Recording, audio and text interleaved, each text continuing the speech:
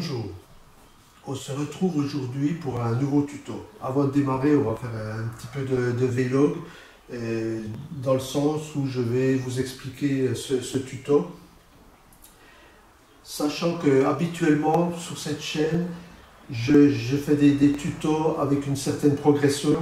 Donc je ne vais pas revenir sur des choses élémentaires qu'on a vues, aussi bien en photo qu'en infographie. Vous savez que si vous allez sur mon site, vous avez le menu photo, parce qu'il y a d'autres choses. Bon, j'ai regroupé tout ça en un seul site, mais il y a la possibilité, il y a une rubrique qui s'appelle photo. Et donc à partir de là, vous allez retrouver toutes les vidéos sous forme de tutoriels classés. Donc on a des vidéos en infographie avec essentiellement GIMP. On a des vidéos en photo, les bases de la photo, et également des vidéos avec RAW-thérapie. Donc pareil, toujours classé par forme de progression. Bon, il est évident que je reviendrai avec des vidéos pour compléter cette bibliothèque, mais sachant que je ne traiterai pas des choses, par exemple l'exposition, je l'ai traitée, elle est traitée X fois sur le web, donc vous pouvez, si ça ne suffit pas, vous pouvez trouver de très bons compléments par rapport à ce que j'ai fait. Donc on ne va pas, ça serait redondant et finalement ça serait un handicap pour celui qui démarre. Il vaut mieux avoir une progression cohérente. Donc voilà. Mais par rapport au tuto d'aujourd'hui, je m'adresse plus exactement à des débutants. Donc je ne reviens pas en arrière, mais sachant que à côté de ça, j'anime un atelier photo et je me suis rendu compte d'une certaine difficulté pour le débutant, des gens qui vraiment sont créatifs, font des choses incroyables, mais au départ ils ont un petit peu pas l'envie ou l'énergie de s'attaquer à RAW-thérapie, qui est un logiciel de post-traitement pour ceux qui font des RAW, et également GIMP s'ils veulent faire de l'édition, aller plus loin. Donc j'ai réfléchi à une solution alternative pour ces gens-là, au moins pour leur servir à démarrer. Bon, il est évident que par la suite, si vous voulez progresser, il y arrivera un moment qu'avec tous ces logiciels-là qui sont très bons, souvent on ne peut pas retoucher, déboucher des ombres, contraster d'une manière artistique des mots dans une photo, etc. On va quand même à un moment donné forcément être bloqué. Néanmoins, la solution que je vais vous proposer aujourd'hui sera une passerelle. Dès le départ, vous pourrez quand même recadrer. Moi, je pense que c'est très important de recadrer ces photos. Je le fais systématiquement. Comment également retoucher la lumière, les chromats, enfin toutes ces choses de base. Vous allez pouvoir le faire très facilement et également vous aurez la possibilité de tester votre photo en sépia ou en noir et blanc. Donc ça, je pense que c'est vraiment un point fort. Et donc, cette solution est une solution très très simple. Donc, au niveau de cette solution, ce que je peux dire également, c'est qu'elle est gratuite. Vous savez que le but également de cette chaîne, c'est d'être original par rapport à ce qu'on trouve sur le net et de proposer des vraies solutions gratuites. Si vous voulez, gratuit n'est pas synonyme forcément de mauvais. Vous avez des solutions gratuites qui sont beaucoup plus pérennes et qui fonctionnent mieux. Bon, je l'ai déjà dit, je ne vais pas le redire, mais c'est le cas de GIMP et RAW-thérapie. On peut se passer de gros logiciels, c'est possible. Et ce type de logiciel répond d'une manière professionnelle à cette problématique. D'autant plus qu'il n'y a pas de problème de mise à jour, etc.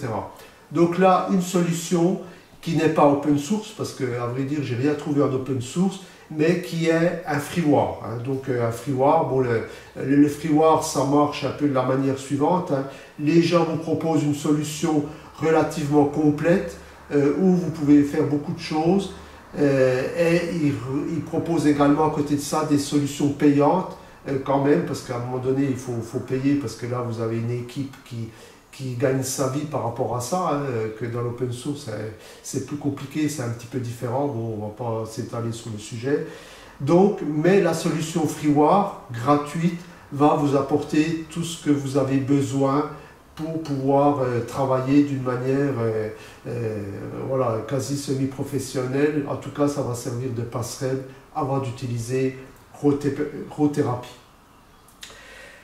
Voilà, donc cette solution s'appelle FastonViewer.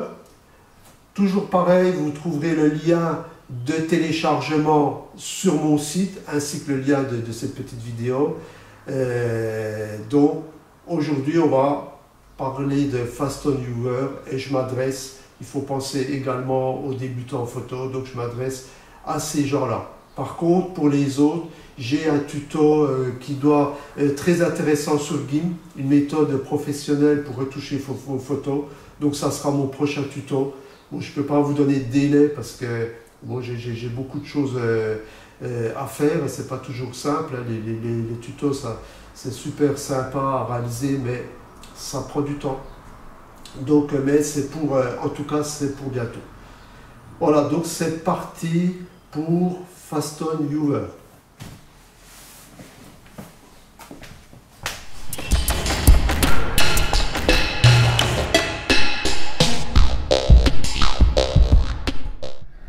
Dans un premier temps, on va aller donc sur mon site pour télécharger le logiciel. Bon, vous pouvez le télécharger également directement. Cette méthode est peut-être plus simple pour les débutants, les gens qui n'ont pas l'habitude de faire beaucoup d'installations. Le site gcopain.info, je vous le mets en bas dans les liens. Donc vous arrivez sur la page principale. Donc sur mon site, bon, je fais un petit peu de cosmologie, ceux que ça intéresse peuvent se balader, mais ce qui nous intéresse essentiellement, c'est la photo. Donc vous avez ici dans le menu le bouton photo qui va vous emmener directement sur la page de téléchargement. Voilà, donc, et donc quand vous êtes sur cette page, ici vous avez plusieurs boutons, hein, donc téléchargement pour les gens qui connaissent et qui veulent mettre à jour leur logiciel, hein, sachant que je mets le raccourci du concepteur du logiciel. Donc si vous allez ici, vous pouvez avoir directement les nouvelles versions quand il y a des nouvelles versions. Donc là, si vous descendez plus bas, vous avez donc cette petite rubrique que j'ai rajoutée, vous débutez en photo. Donc il suffit de cliquer sur la flèche. Il va vous emmener directement à ce niveau-là. Donc là, j'ai fait un petit topo explicatif hein, sur les fonctionnalités. Et donc, je clique sur l'image pour aller télécharger le logiciel. Voilà, donc là, je suis chez FastonViewer. Et donc ici, vous avez un petit bouton télécharger. Voilà, donc la version 6. On va prendre la solution là, la plus simple. Donc en exécutable, il suffit de cliquer dessus. Et donc je fais enregistrer le fichier. Donc sur Mozilla, il est enregistré à ce niveau-là. Et donc là, il suffit d'aller à l'endroit où se trouve le dossier, ouvrir le dossier contenant le fichier. Et donc là, je vais pouvoir démarrer le téléchargement. Et donc là, maintenant, je vais suivre la procédure. Bon, je m'arrête là parce qu'il est déjà installé. Sachant que j'ai juste à prendre la procédure d'installation par défaut.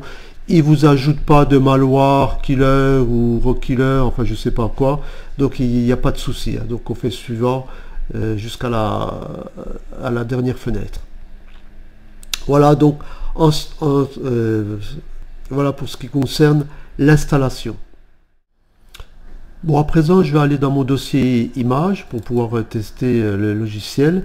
Donc quand le logiciel est installé, en fait vous n'avez pas besoin de le démarrer comme un logiciel traditionnel hein. Si vous voulez, lui il va prendre la main sur Windows et il sait, quand vous gérez des images, il sait que vous devez démarrer le logiciel et donc ça démarre automatiquement. Bon, par exemple, bon, ici je vais aller sur un dossier quelconque, bon, par exemple celui-ci.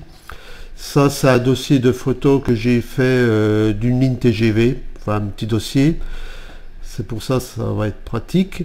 Donc ici, je vois que c'est des photos, j'ai l'extension .jpg, hein, et donc j'ai mon petit icône qui m'indique que ça va être ouvert avec FastonViewer. Hein, donc je le reconnais à ça. Bon, là, c'est pas très pratique. Je vais passer en mode vignette. Là, je suis en mode liste et donc je vais passer en mode vignette. Voilà, donc là, il me montre mes vignettes. Et donc là, je vais pouvoir démarrer l'affichage de mes photos. Donc, je clique tout simplement sur ma première photo. Voilà. Et donc, là, je suis dans Fast On Viewer. Alors, déjà d'emblée, ce qu'il faut savoir, c'est que vous avez la souris qui s'est transformée en petite loupe. Alors effectivement, c'est vraiment très intéressant parce que quand on regarde ces photos, on a besoin parfois de zoomer. Donc il suffit ici, par exemple si je prends ma petite loupe, si je zoome dans cette zone-là, si je veux voir si ma photo est nette, vous voyez, je peux me balader et zoomer à n'importe quel endroit de ma photo. Donc ça, c'est déjà la première chose. Alors vraiment, ce qui est très intéressant en règle générale sur Fast On Viewer, c'est le fait que j'ai pas besoin d'apprendre des raccourcis ou d'utiliser des menus parce que tout se fait à la souris. Si vous voulez, il suffit de déplacer la souris pour avoir les informations. Donc la première information, c'est la loupe. La deuxième information, vous avez la possibilité de descendre. Et donc, vous voyez, si je descends, j'ai une petite flèche qui apparaît. Si je descends dans la zone droite, j'ai une flèche qui est dirigée vers la droite. Et si je vais descendre ici, j'ai une flèche qui est dirigée vers la gauche. Et donc, très facilement, je vais pouvoir me déplacer dans mes photos. Vous voyez, très facilement, ou revenir en arrière. Et donc, toujours la possibilité d'utiliser la loupe. Donc ça, c'est déjà la première étape qui va me permettre de me balader dans mes photos. Sachant également, on le voit peut-être pas sur cette photo, mais sur celle-ci par contre, vous avez les photos qui sont affichées sur un fond noir.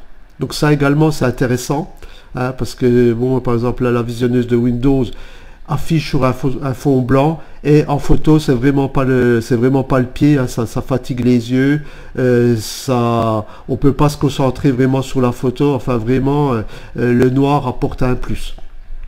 Et donc, à partir de là, si je remonte, j'ai un bandeau supérieur où je peux accéder directement à mes photos. Donc, par exemple, là, je peux me balader comme ça également. Donc, pour l'instant, vous voyez, j'ai appris aucune fonctionnalité et j'utilise aucun raccourci clavier. Ici, vous avez des petites fonctionnalités, bon, donc qui sont pas spécialement utiles. Bon, hormis là, je peux sortir de Fast On Viewer en cliquant.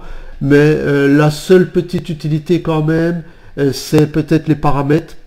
Voilà, donc je vous la mets parce que celle-ci, vous pouvez paramétrer. Bon, moi, j'ai pas changé les paramètres. Le seul paramètre qui est intéressant pour moi, c'était le deuxième écran. Bon, là, il voit que j'ai un seul moniteur parce qu'effectivement, j'ai pas mon portable de connecté. Mais en principe, je travaille avec mon portable. Je ne regarde pas les photos sur un portable parce que les dalles, en principe, ne permettent pas de faire ça. Les dalles de portable, il faut une dalle IPS et donc les constructeurs ne font pas ça sur les portables. Et donc, c'est pour ça que j'ai besoin d'utiliser mon deuxième écran. Donc ici, je peux lui mettre pour les diaporamas d'utiliser le deuxième écran. Voilà. Mais bon, ça c'est déjà une fonctionnalité peut-être plus délicate à trouver pour ceux qui n'ont pas l'habitude. Voilà, donc à partir de là, je peux me balader dans mes photos. Ensuite, donc je peux revenir toujours avec mon bouton me balader en bas, ou je peux ici faire un zoom. Alors, autre fonctionnalité très intéressante pour les gens qui font de la photo, c'est les informations EXIF.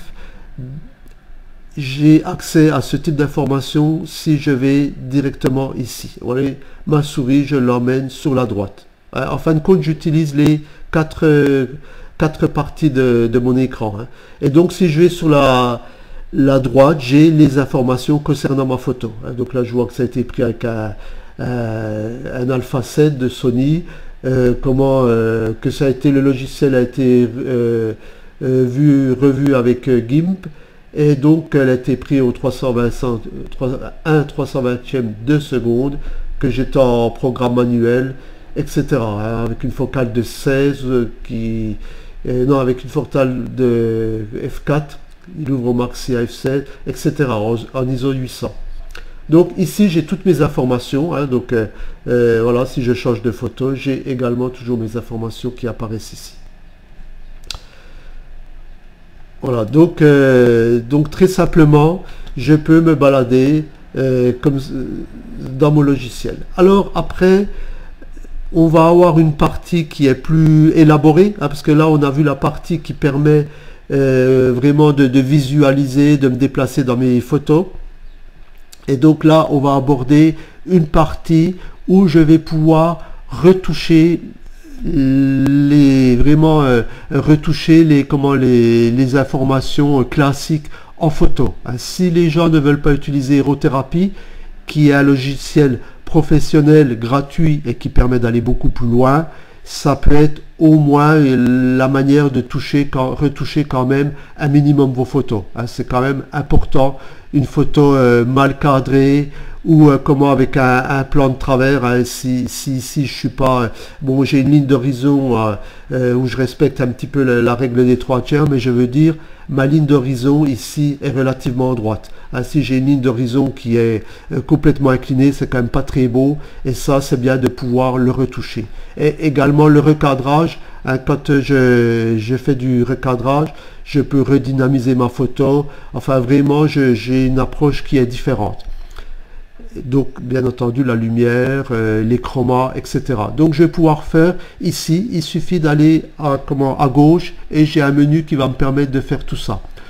Donc on va pas passer en revue tous les boutons, c'est pas très utile pour vous, hein. Il suffit pour vous de venir à cet endroit et de tester ce qui vous convient, comment ça fonctionne. Bon, on peut voir le principal, par exemple recadrer. Voilà, donc ici je suis en recadrage et je vais pouvoir par exemple bon, si par exemple je veux une photo format carré, voilà, je peux recadrer. À partir de là, je vais faire recadrer, et donc si je fais recadrer, si vous voulez, ma photo n'est pas détruite pour l'instant, je veux dire mon original, sachant que c'est au moment où je vais passer sur une autre photo, il va me demander si je veux la sauvegarder. Donc là, il va falloir répondre oui. Donc si je réponds oui, je peux écraser l'ancienne. Ça dépend comme vous travaillez. Donc faites attention si vous écrasez l'ancienne. Ou je peux lui donner un nouveau nom. Par exemple, je peux l'appeler version 2. Voilà. Et donc là, je vais faire enregistrer. Donc à ce moment-là, elle est vraiment sauvegardée. Et sachant que j'ai changé de nom, la première n'est pas détruite. Voilà, donc ce que je peux faire aussi au niveau du recadrage, c'est bon, dessiner sur la photo. Bon, ça peut être pratique parce que voilà, rapidement je peux ajuster du texte, enfin, etc. Bon, par exemple, voilà, je peux faire un petit peu ce que je veux. Donc ça, c'est un outil qui peut être intéressant. Si par exemple vous avez une photo et vous voulez envoyer une indication dessus, ou même bon, si vous voulez, là encore ça va pas remplacer un GIMP, parce que ça va être très sommaire, mais moi qui suis très fan de GIMP, ça m'arrive d'utiliser ce logiciel là pour des modifs simples. Des fois quand j'envoie une photo d'un emplacement et que je veux tout simplement écrire c'est ici, et je m'embête pas avec GIMP qui est beaucoup plus lourd, sachant que je vais être obligé d'utiliser des calques. Donc je fais ça avec ce logiciel là, donc ça peut servir même pour des gens qui utilisent beaucoup GIMP. Donc là je vais faire annuler. Donc ce que vous avez également, donc on a vu recadrer, dessiner, yeux rouges, etc. Donc ce que vous allez avoir besoin, surtout pour les débutants, c'est d'ajuster la lumière sur une photo. Donc à partir de là, je peux, grâce au curseur, modifier la lumière et voir en temps réel ce qui se passe. Voilà, donc si je modifie, vous voyez, bon, là j'exagère, ou à l'inverse, je vais sur des tons foncés. Comme ça, je vais pouvoir vraiment gérer les tons foncés. Je vais pouvoir également gérer les tons clairs. Voilà, plus ou moins. Et je vais pouvoir également contraster ma photo au niveau lumière également la saturation. Ouais. Donc je peux également faire ça avec les numériquement, hein, ici, avec les petits boutons. Ouais. Vraiment très simple à utiliser. Et donc quand j'ai fini mes modifications, il suffit de faire OK. Bon, je vais annuler parce que j'ai pas d'intérêt à faire ça pour l'instant. Voilà. Donc je vais pouvoir faire pareil pour les couleurs, ajuster les couleurs. Voilà, donc à partir de là, j'ai mes 3 couleurs de base, hein, rouge, RVB, vous voyez. Bon, simplement un petit conseil, quand vous faites ça, on a tendance à bouger un petit peu trop les curseurs. Hein. Si vous faites ça en noir et blanc, ça peut donner des résultats intéressants. Mais à chaque fois qu'on fait ça sur des photos en couleur, on va avoir des effets trop prononcés. Et donc, ça va être vraiment artificiel. Donc, moi, je vous suggère d'être très léger au niveau de bouger les curseurs. Hein. Donc, ici, si je clique, j'annule. Voilà, je reviens à ma position de départ. Et donc, bon, ce que vous pouvez faire, c'est par exemple, au niveau du curseur, je vais rajouter, saturer mon vert. Je peux utiliser, par exemple, ici, et y aller vraiment, voyez, par... voilà, donc là, j'ai saturé un petit peu et ça reste quand même léger. Voilà, donc y aller ici, numériquement, ou vraiment très, mais avec le curseur, c'est déjà plus difficile. Enfin, en tout cas, quand il s'agit des couleurs. Et je peux, de la même manière, saturer toutes mes teintes. Hein. Voilà, donc là, je sature l'ensemble des couleurs. Voilà, et là, je modifie en quelque sorte la balance hein, des couleurs. Voilà, bon, à vous de découvrir. Hein. Je ne vous fais pas un cours de retouche photo. Hein, c'est l'utilisation du logiciel. Hein. Donc là, pareil, on va faire annuler. Alors, ce que vous allez retrouver...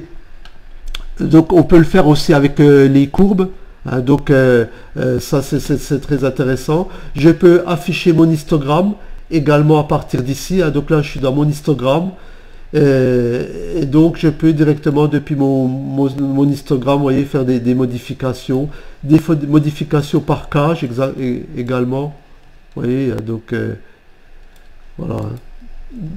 Donc vraiment une fonctionnalité quand même importante pour un petit logiciel comme ça. Et je peux aussi afficher l'histogramme par couleur. Hein, par exemple, si je me mets ici dans les rouges, hein, donc je vois que je suis pas saturé, hein, j'ai rien sur les bords. Et comme ça, je peux faire... Bon, je vois que je suis un petit peu saturé en vert ici. Bon, très légèrement, j'ai mes verts qui sont un tout petit peu cramés à la base ici. Et voilà, je peux afficher chacun de mes histogrammes par couleur ou RVB et je peux modifier par cage chaque partie. Vous voyez, donc là vraiment un outil assez professionnel. Hein, donc on va annuler. Et donc le flou également, hein, je peux modifier le flou et avoir un résultat. Vous voyez, donc je peux rajouter la netteté. Bon, c'est pareil, hein, ça c'est une fonctionnalité comment à utiliser vraiment très légèrement, hein, parce que quand je fais ça, si vous regardez dans cette zone là, je vais avoir du bruit, hein, ça va ressembler à du bruit électronique, hein. Donc du bruit, je vais même pixeliser si je vais un petit peu trop loin, donc de faire ça modérément. Alors donc pareil, je vais annuler. Et donc au niveau de ces fonctionnalités, donc vous allez pouvoir vous balader, voilà, de travailler au niveau des couleurs, etc. Je vais vous montrer encore un petit effet, c'est éventuellement vous pouvez à partir de là passer en échelle de gris. Hein, donc ça c'est intéressant parce que sur le terrain, bon, moi je travaille essentiellement en manuel, je vais prendre toutes mes photos en couleur et c'est au moment du post-traitement que je vais décider si ma photo je vais la passer en noir et blanc. Donc à partir de là, vous voyez, vous avez un effet où vous pouvez la passer en noir et blanc. Et ensuite, je vais pouvoir la photo ajuster la luminosité. Hein, donc voilà, hein, parce que souvent quand je passe en noir et blanc, j'ai besoin également de retoucher les contrastes, etc. Donc j'ai une deuxième phase où je vais revenir sur l'outil luminosité. Bon ben là j'annule. Voilà, et je peux également même passer en sépia. Donc le sépia, c'est une imitation des anciennes photos, donc ça peut être sympa. Des fois le noir et blanc c'est un peu dur, hein. Donc le sépia peut donner une certaine forme de douceur à la photo. Bon, j'ai également négatif, mais qui apporte peu de choses. Voilà. Donc là, vous voyez, si je passe à la photo suivante, je suis descendu, hein, il me demande de la sauvegarder. Hein, parce que mes modifications, tant que je suis en modification, j'ai pas de sauvegarde. Donc là, je peux répondre oui, changer de nom ou écraser l'ancienne photo. Donc si vous écrasez, vous faites attention, sachant que l'ancienne sera inévitablement perdue. Et donc là, je vais faire non. Voilà, et donc vous avez également, ce qui est sympa, c'est la possibilité de rajouter un filigrane si vous voulez protéger vos photos. Bon, ça j'avais fait un petit tuto, hein, en expliquant que les photos sur le net sont comment pas protégées. Hein, j'ai rarement vu un site.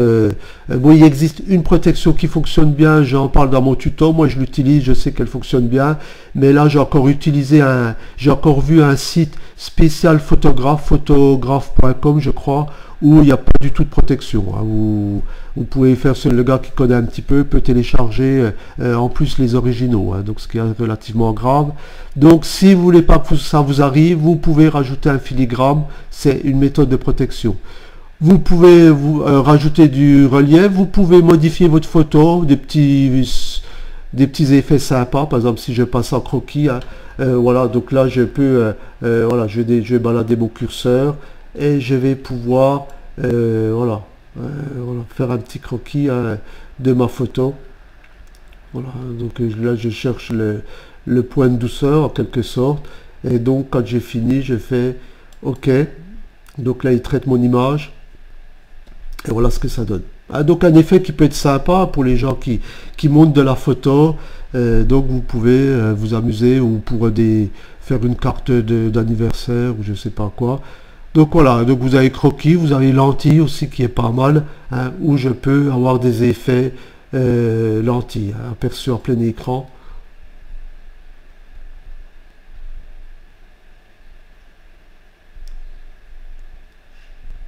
Voilà, donc sachant que je peux gérer mon effet, hein. Voilà, donc je peux gérer ici la position de ma lentille, bien entendu, hein, aussi bien en hauteur que dans le sens XY. Je peux jouer sur la grosseur de ma lentille également. Pareil, je joue sur un ovale en fait, hein, donc en hauteur, en largeur, et également sur le type de réflexion, hein, plus ou moins importante ici. Voilà, donc à chaque fois des outils quand même relativement simples d'utilisation, mais néanmoins très élaborés. Voilà, donc on a fait un petit peu le tour. Alors, oui, alors en bas, j'ai également, si je descends, je vous ai dit, vous pouvez avancer d'une photo ou reculer. Hein, donc ici, j'ai ma flèche. Hein, et donc, si vous descendez encore plus bas, vous avez des raccourcis. Hein, par exemple, enregistrer directement votre travail. On retrouve l'avant, l'arrière, le plus ou moins. Et vous pouvez avoir des raccourcis sur les outils les plus utilisés, hein, redimensionnés.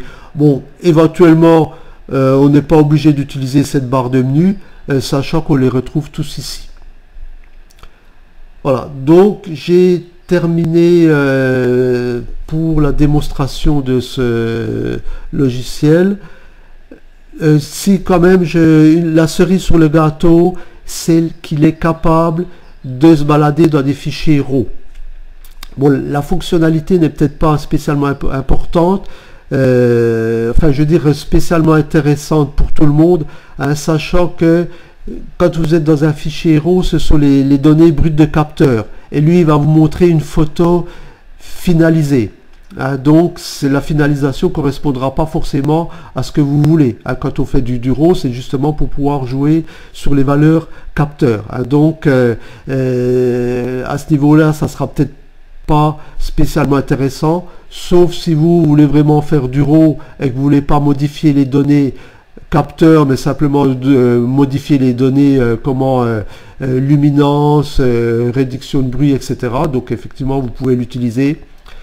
Moi, j'utilise pour ça RAW-thérapie, mais j'utilise également ce logiciel-là pour voir mes fichiers RAW. Donc, bon, par exemple, pour ressortir, je peux ressortir ici. Voilà, on va faire un essai. Si je vais dans mes fichiers RAW, donc ça, c'est tous mes fichiers RAW. Donc, je vais reprendre le même dossier en fichier RAW. Donc, ARW, ça veut dire RAW en fichier Sony. Donc, si je clique dessus, vous voyez, donc là, j'ai mon fichier RAW, brut de capteur, sur le logiciel FastonViewer. Donc vous voyez, donc là je vais pouvoir de la même manière retoucher les données. Donc comme je vous l'ai dit, je ne le ferai pas parce que je fais ça sur RAW-thérapie. Par contre, à partir de là, moi ça va me permettre de voir mes photos. Vous voyez, je vais pouvoir me balader et si ma photo me plaît pas, par exemple si j'ai une photo floue, je vais déjà pouvoir faire ma première sélection. Donc là je vais faire un clic droit et donc je vais faire supprimer la photo. Ah oui, je ne vous ai pas parlé, vous avez également le clic droit. Le clic droit fonctionne partout sur Windows et donc naturellement il fonctionne sur ce logiciel-là. Donc là je vais pouvoir le supprimer.